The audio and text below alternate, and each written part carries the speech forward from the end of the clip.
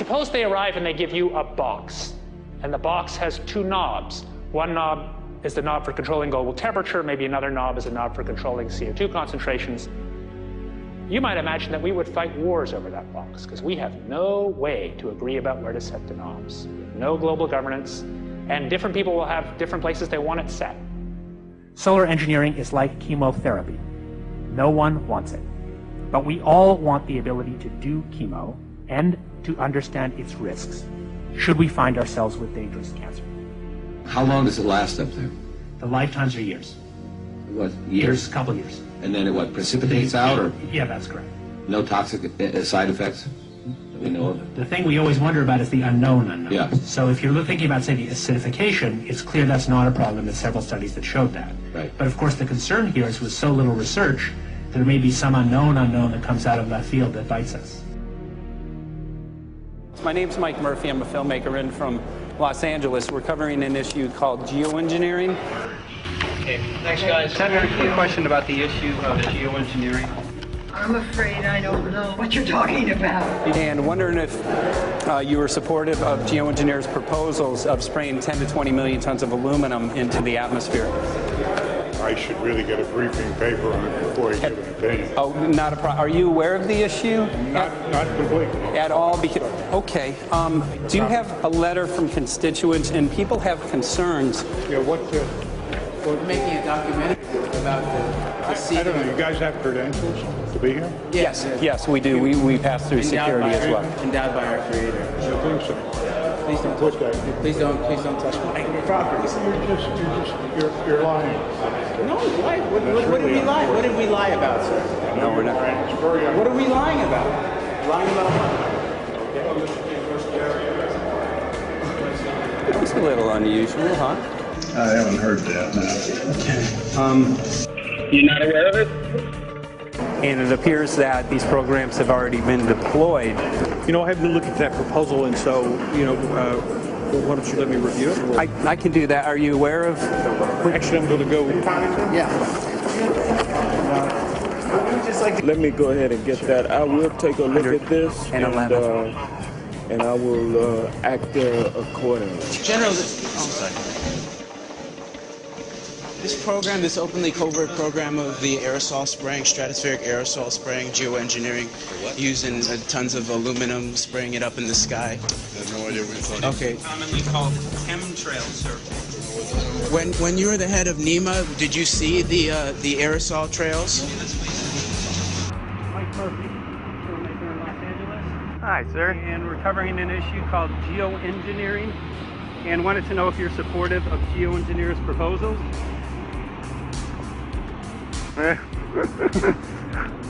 Congressman?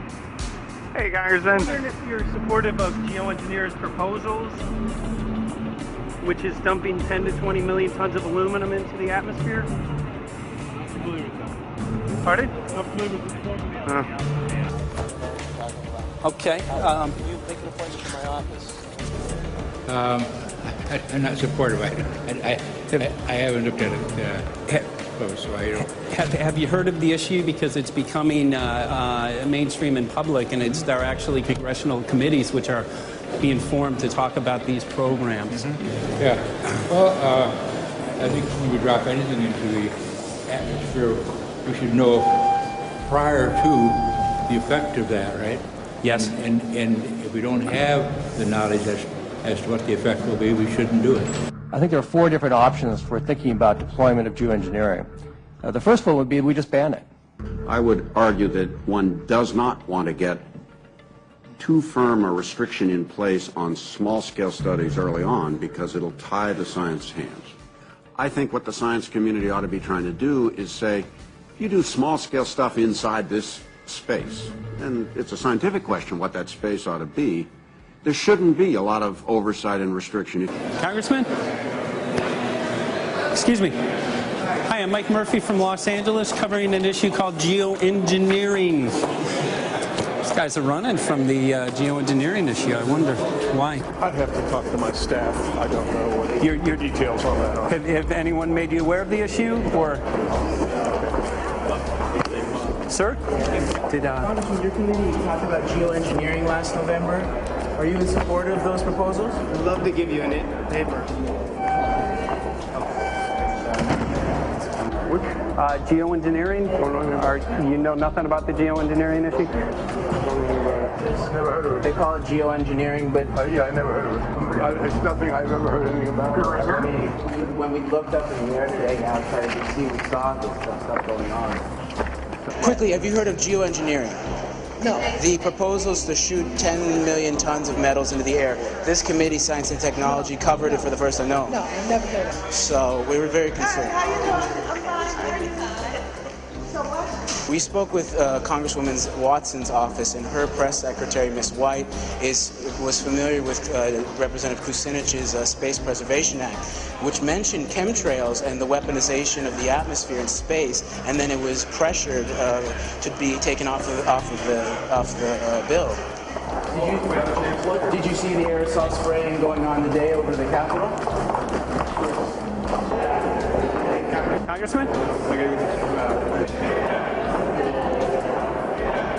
Geoengineering carries with it a tremendous range of uncertainties, ethical and political concerns, and the potential for catastrophic environmental side effects. He's not one to do interviews very often, so not unless we usually really pressure him into it. Okay. So don't, all that is, don't hold your breath. As chairman of the Committee of Jurisdiction, I feel a responsibility to begin a public dialogue and develop a record on geoengineering. We want to know if you're supportive of their measures by spraying 10 to 20 million tons of aluminum into the atmosphere? No, I think we need to have more research.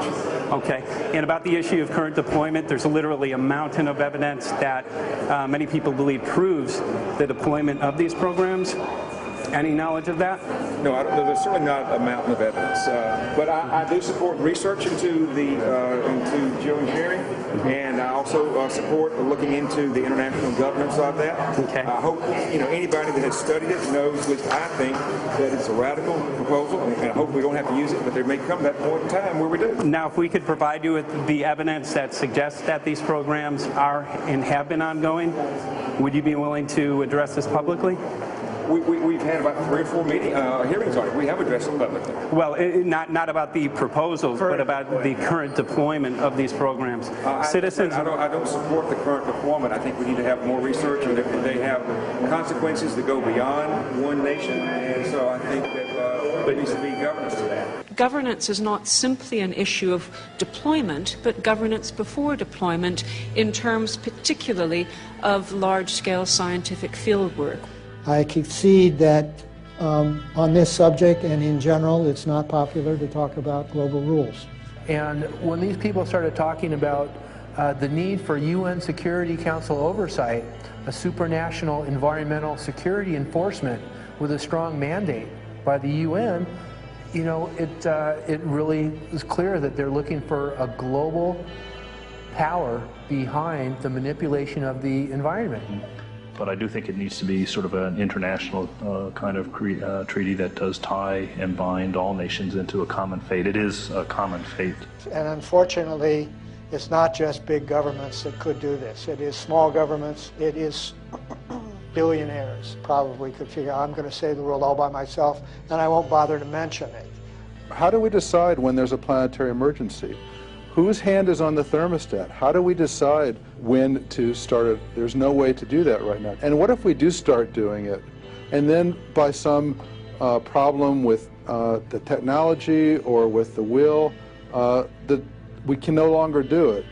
In a year or two, the aerosols will come out of the atmosphere and temperatures will shoot up at a rate much faster than it's going up now. And it's that rate of change that's hard for us to adapt to. So once we start it, we'll be sort of locked into doing it for a long, long time. And so that, and with basically no end in sight. Boeing would pursue this to make a profit, right? I mean, the financial motivation to do this. Let's see. So let me not speak for Boeing. Is that allowed? Okay. Well, it is what it is. No, but it's someday if the U.S. is going to decide to do this stuff, they're going to look to a company who can do it, and you want to be positioned. Boeing would rather be get it than Lockheed Martin. So certainly we have an industrial base that helps the country take on technologies and large-scale challenges like national defense. And we do that both for a profit motive as well as, I think, as a national service. So I think it would be truly disastrous if, you know, we discovered a few years from now that there was a black program that some government had stood up to sort of learn on the quiet how to do this. It's pretty clear you can cool the planet, but you will not and cannot bring it back to exactly the same climate state you started with. So you may or may not, and I expect we'll have a lot of back and forth about how useful it is to ameliorate the risks of climate change. I think there's a good evidence it probably is useful, but we don't know. But it certainly can't get you back to exactly the climate you started with. I think everybody agrees with that. Do you think you'll see deployment in our lifetime? Let me say I hope not. Al? I would agree. I hope not. I hope not. Okay. I see this as something like an evacuation plan. You know, that you build big dikes. Maybe that's the emissions reduction to try to keep the flood from wiping you out. But that if that flood should come, that you'd like a plan for what to do in the event of that catastrophe. So I see these options more as a catastrophic response option and not as a way to reduce risk of everyday climate change. You would advocate mitigating consumption of beef as a means of accomplishing your objective? Yes. How would you suggest going about that? You can't. I mean, it's your job to decide what to tax and what not to tax. Obviously, if you wanted people to behave differently, you give them incentives and disincentives for behavior. But I'm sure that's the answer you wanted to hear, Mr. Smith. If only my time had not expired. Thank you, Mr. Chairman. Because there's literally aluminum and barium contamination found around the world, believed to be from these programs. Like, look, today over the Capitol, looks like they're deploying some type of aerosol. Did you see it? No, I didn't, but good to see you. In a James Bond scenario, some rogue rich guy puts some airplanes in the air and seeds the clouds. What is to prevent that? Okay, are you aware of the issue? You do it through the... Are you in support of those proposals? What is your take? I don't know anything about it. You're not. I have to get more information. I've got a chair here. Okay, we'll give you a letter on that. Yeah, this is a letter from constituents. Okay, great. Excellent. And many people believe that these programs have already been deployed because mass contamination has been found. Geoengineering programs, stratospheric. Got it. Yeah. Spraying from airplanes. Okay. So what is happening? People from around the world are finding contamination. Let me take care of this and I'll talk to you when I come back. I'll be back. He's here. Thank you very much. We see that even though we might make the average temperature of the planet about right, the rainfall patterns change some from today. And some places become warmer and some places become cooler. So there are going to be winners and losers in this geoengineering activity if we were to do it.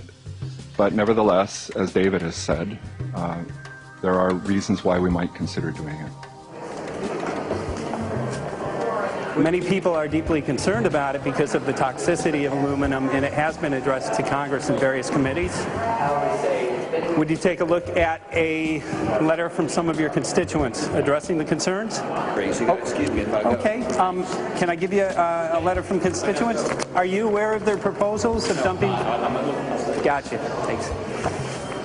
Well, I'm not familiar with it, so I don't know what they're doing. Okay. Well, geoengineers are proposing just that, dumping aluminum and barium into the atmosphere. Why would they do that? Aluminum's a precious metal we can use. Well, the stated goal is to actually cool the planet. However, there's a... Sounds strange. Right, exactly. So they're proposing dumping these metals into the air to block the sun, essentially. We're here to find out what members of Congress are I hope aware. we'd have a strong hearing on that before we decide to do I would hope so. And there's plenty of evidence that not only suggests that these programs have been deployed, because we're finding contamination of aluminum and barium on the rain, snow, and soil. Okay, thank you. Thank you. LA County has seen a 200% increase of Alzheimer's over the last decade. Tons of ground and water samples showing high levels of aluminum all around our state. Why don't you give me all the information you have, I have some very good people I will assign it to. And if you get it to Mr. Lavelle, Okay. we will He's get got it my to card the and right send me an email.